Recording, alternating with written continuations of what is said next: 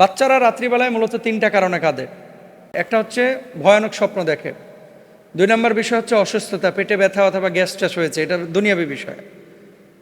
আর 3 নম্বর বিষয় হচ্ছে বদজিনের খোঁচাখুচি, অপবিত্র জীবনযাপন করেন, সাফার করে হচ্ছে বাচ্চারা। সারাদিন সিনেমা দেখতেছেন, মোবাইলে চ্যাটিং ফ্যাটিং করতেছেন, সারাদিন গান বাজনা করতেছেন, সারাদিন অপবিত্র অবস্থায় বিছানাটাকে রেখে দিচ্ছেন। এই যে এই ধরনের কোনো অ্যাটিচিউড যদি আপনার থেকে হয়ে থাকে, তাহলে বাচ্চারা সাধারণত এই ধরনের সাফার করে।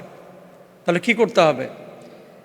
নবীজি সাল্লাল্লাহু আলাইহি ওয়াসাল্লামের যে ফর্মুলা, সেই ফর্মুলার দিকে একটু তাকান। প্রথমত দেখেন যে বাচ্চার পেট টেট ফুলে গেছে কিনা বা শারীরিক কোনো অসুস্থতা আছে কিনা, এটা ডাক্তারের সাথে পরামর্শ করবেন। পেট ফুলে একেবারে ফুটবল হয়ে রয়েছে আর আপনি হুজুরের কাছে খালি পানি পড়া চাইতেছেন, তো আগে তো গ্যাসটা আপনাকে বাইর করতে হবে। পানি পড়া এই জন্য চাইতে পারেন যে মোহতারাম, কোরআন যেহেতু শিফা, একটু ঝাড়ফুঁক করে দেন, আমি এই পানিটা খাওয়াই, রাইট? আচ্ছা, সেটার জন্য আপনি পানি পড়া নিতে পারেন, কিন্তু পেটের গ্যাস বাইর করার জন্য আপনার তো ওষুধ খাওয়াইতে হবে, এটা তো দরকার। পিঠে ফোড়া উঠেছে, আপনি টেরি পাইলেন না, কাঁদতেছে, তো দুনিয়াবি যে অসুখগুলো আছে এগুলো ডাক্তারদের শরণাপন্ন হবেন। 2 নম্বর, নবীজি সাল্লাল্লাহু আলাইহি ওয়াসাল্লাম দেখেন, অদৃশ্যগত দিক বিবেচনা করা যেতে পারে যদি কোনো ক্লু না খুঁজে পাওয়া যায়, যেমন জিন ও শয়তানি কুপ্রভাব।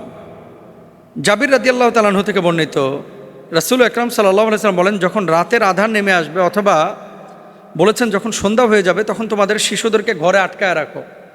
আটকানো মানে বুঝেন, ঘরের দরজাগুলো জানলাগুলো বন্ধ করে দেবেন। বিশেষ করে কখন?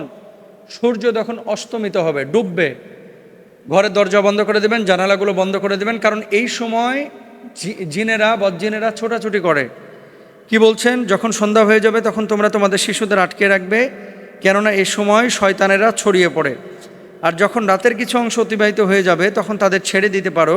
তোমরা ঘরের দরজা বন্ধ করবে এবং আল্লাহর নাম স্মরণ করবে, কেননা শয়তান বন্ধ দরজা খুলতে পারে না। আপনারা তো সন্ধ্যা লাগলে বাচ্চাদেরকে নিয়ে রেস্টুরেন্টে খাইতে যান, অনেক সময় সন্ধ্যা লগ্নে বাচ্চাদেরকে নিয়ে বাইরে হাঁটতে বের হন, এগুলো একটা আহাম্মুখী কাজ। বিশেষ করে ছোট বাচ্চারা, তারা কিন্তু খুব কোমল, তারা খুব নরম। আপনি করতে যান এগুলা, আর সমস্ত বিপদে পড়ে হচ্ছে এই বাচ্চারা। এই জন্য বাপমাকে বলবো, সন্ধ্যা যখন নেমে যাবে বাচ্চা নিয়ে বাইরে বের হবেন না। একান্তই যদি বের হতেই হয়, তাহলে রাত যখন গভীর হবে, ধরেন 8টা বেজে যাচ্ছে, 9টা বেজে যাচ্ছে, তখন আপনি বাচ্চাকে ঝাড়ফুঁক করে আয়াতুল কুরসি পড়ে তার বুকে ফুটো দিয়ে তারপরে বাইরে হন, এটা করবেন। হুজুররা আবার এগুলো কি কয়, যখন ঠেলাই পড়ে, যখন বিপদে পড়ে, তখন আবার হুজুরদের কাছে দৌড়ে আসে। আগে যেই কথাগুলো বলি এগুলো কিন্তু আমলে নেয় না অনেকে। যারা আমলে নিছে, আমাদের বাচ্চারা তো কাঁদে না, সিস্টেম তো আগে জানি, এজন্য কাঁদে না, এজন্য ভয় পায় না। আলহামদুলিল্লাহ। কোনো বিছানা টিছানা অপবিত্র রাখবেন না। যেই বিছানার উপরে মেলামেশা করতেছে, এই বিছানাটাকে না ধুয়ে আবার ওর উপরে বসে বসে 7 দিন ধরে, কিছু খবিস আছে এরকম, 7 দিন 8 দিন লুঙ্গি ধয় না, জামা কাপড় ধয় না, বিছানা চাদরই করে না, আর মানে ঘরের ভিতরে ঢুকলে বিশ্বাস করেন একেবারে পেশাবের গন্ধে মনে হয় যে ঘরে পাঠা পালে, এরকম একটা অবস্থা। এরকম নোংরা যদি পরিবেশ থাকে, ওই ঘরে জিনের আসর হবে, কারণ জিন, বদজিনেরা অপবিত্র জায়গা পছন্দ করে। কথা বুঝতে পেরেছেন? এগুলো নিয়ে কষ্ট নেবেন না আপনারা, এগুলো বুঝেন। আচ্ছা, এরপরে আসেন, রাসূল আকরাম সাল্লাল্লাহু আলাইহি ওয়াসাল্লাম বলেছেন, এমন কোনো নবজাতক নেই যাকে শয়তান খোঁচা দেয় না। যাকে শয়তান খোঁচায় সে চিৎকার করে কান্না শুরু করে। এটা আল্লাহ রাসূল সাল্লাল্লাহু আলাইহি ওয়াসাল্লাম নিজেও বলেছেন। তো রাসূল সাল্লাল্লাহু আলাইহি ওয়াসাল্লাম কী করতেন? হযরত হাসান হোসেন রাদিয়াল্লাহু তাআলা আনহুর ব্যাপারেও তিনি আয়াতুল কুরসি পড়ে হাসান হোসেনকে ফুৎকার দিয়েছেন।